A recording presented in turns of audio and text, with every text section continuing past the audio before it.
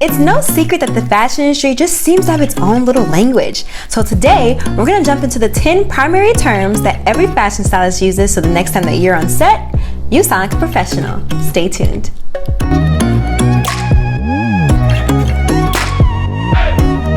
Hi Brave Souls! Welcome back to Brave Mode Studios, where we give you the most practical steps to help you become a successful fashion stylist and fashion industry creative. Today's video is all about the top 10 or the 10 primary terms that every fashion stylist uses. So let's jump into it.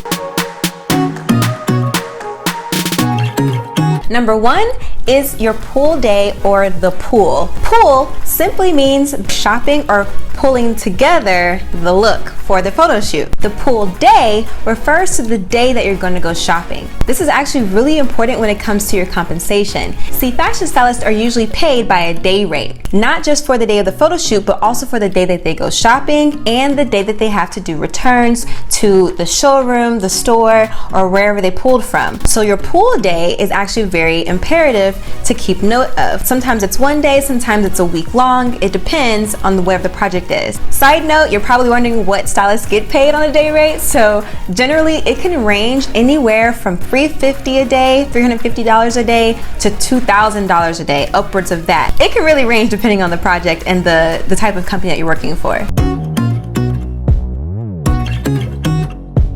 Number 2 is studio services or showroom. So prior to your pool day, you're going to want to do your research and figure out which stores and designers have the type of clothing that you're looking for. So if you want to go to, say, a department store like Nordstrom, Bloomingdale's, Saks Fifth Avenue, Barney's, they all have a department called studio services. And literally their entire job is to help stylists or any other type of PR people to pull clothes from the store and use them for their shoot. If you decide to pull from a designer, an individual designer that's not inside of a store, you would contact their showroom. And the showroom is literally the location wherever the designer is housed. And so this is not a store. It's not where consumers, like every day you and I would just walk into a store. It's not that type of thing. The showroom, it can be a studio of their own where they just house a bunch of clothing samples.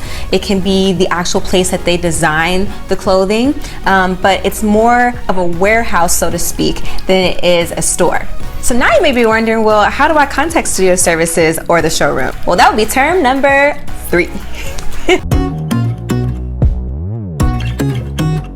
The way you contact studio services and the showroom of a designer is through their PR contact. So for studio services and for a department store, you usually can find that information on their website. It's usually going to be some type of email address. It could also be a phone number. For designers, the showroom's PR contact will most likely be an individual person who has an email address, and you will email that person asking for the samples. You'd do the same for the department store too. You'd simply email them and let them know that you are the stylist for this particular project, and they will tell you yes or no as to whether you can use their samples or not. When you email them, you send them pictures, you can screenshot from their collection or from just pieces that you saw online, and say, hey, I would love to borrow these pieces for our shoot. Am I able to use these samples? Are these samples available? I do want to note that contacting studio services and the designer's PR contact does not always guarantee that they will say yes. Now, there is one way that would better your chances of getting a yes from the showroom, and that would be term number 4.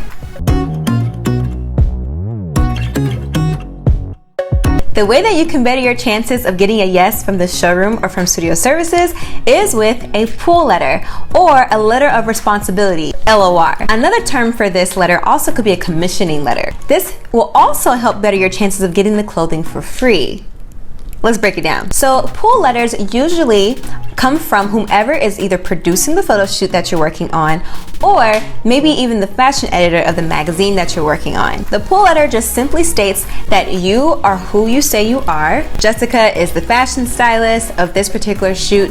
Please allow her to pull clothing from your showroom or from your store for our photo shoot on this date. It just gives you some validity, because people come out of the blue and say, hey, can I borrow those clothes for free? And they have no idea who you are. They can't really confirm whether the job that you're doing is legit.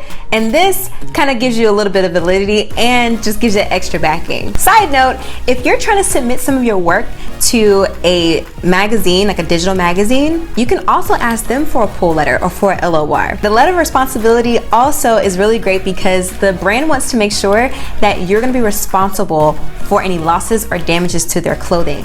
So that's why it says letter of responsibility, because Jessica needs to be responsible if a big stain gets on the shirt and you can't return it to them, they can't resell it, you gotta pay for it, bro.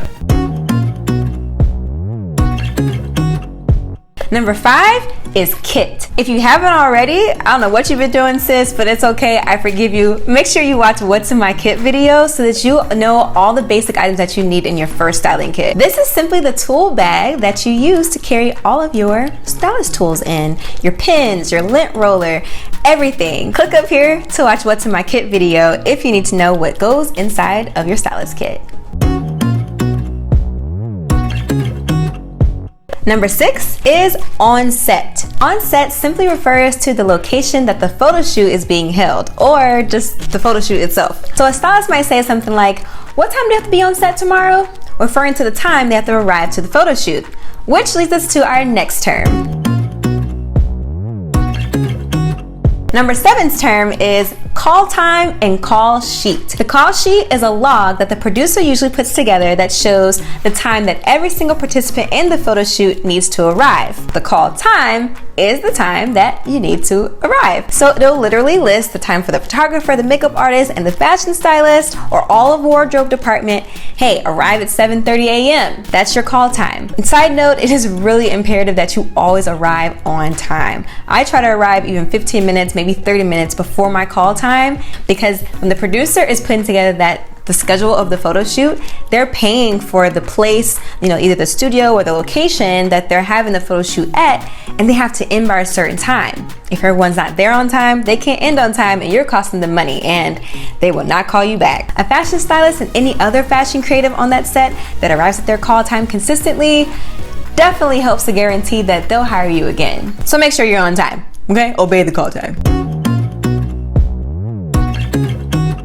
Number 8 is the model bag. This is a term that's used by both the stylist and the model. The stylist may say something to the model like, "Hey, can you bring such and such in your model bag on set tomorrow?" The model bag is items that the model will bring to set. So this is usually basic items like a basic pair of jeans, tank tops, flesh tone undergarments. Those are things that the stylist may not be able to get for the model. So I usually always ask that my models bring a flesh tone color bra or underwear to the set, so that I make sure that if I have anything that's sheer, I can't always guarantee that I can get a bra that's their size with their skin tone.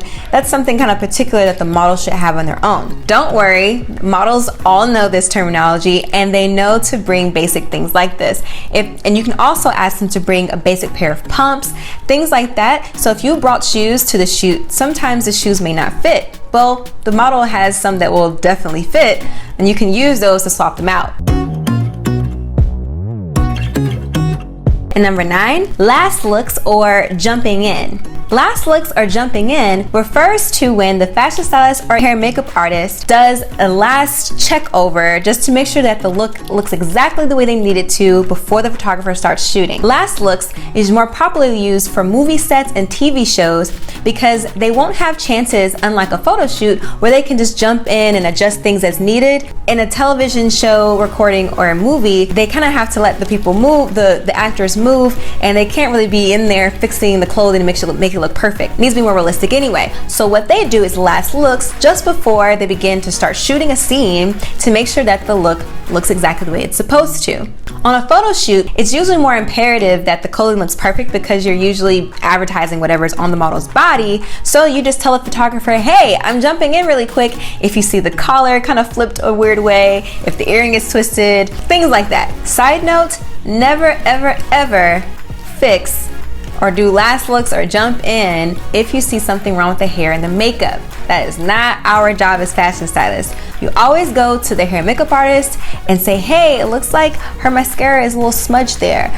Something like that. You never be the person to go and try to fix that. That's the hair and makeup artist's job. And the same can be said in the inverse. The makeup artist should never be trying to fix the clothes. Unless otherwise stated, always just stick to the clothing.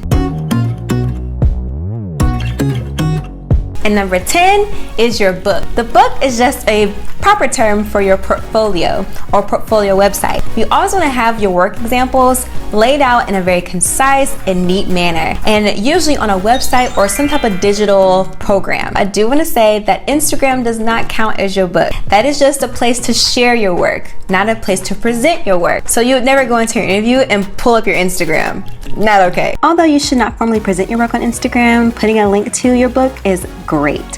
Here's an example of my book. I have a drop-down menu that shows all the different type of examples of work that I do. Here's an ad that I did for Mark Fisher shoes.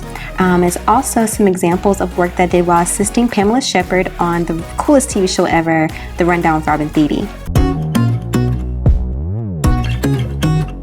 And bonus, test shoot. A test shoot is a term that stylists and photographers use to indicate that they're doing a shoot that's just to build everyone's portfolio work. Hence why it's called a test. It's when the stylist, the photographer, the hair and makeup artist, and the model all collaborate on a shoot together and don't charge each other for the services that they're providing. Click right here to watch my video on how to do a test shoot. That's it for today, brave souls. Thank you so much for watching. In the comments below, let me know which one of these terms were completely new to you. And for some of my more experienced stylists, share some terms that you've heard that are really commonly used so my new stylists can learn from you as well. Make sure you like and subscribe and ring the notification bell. And until next time, you know what to do. Style well, live well, be brave.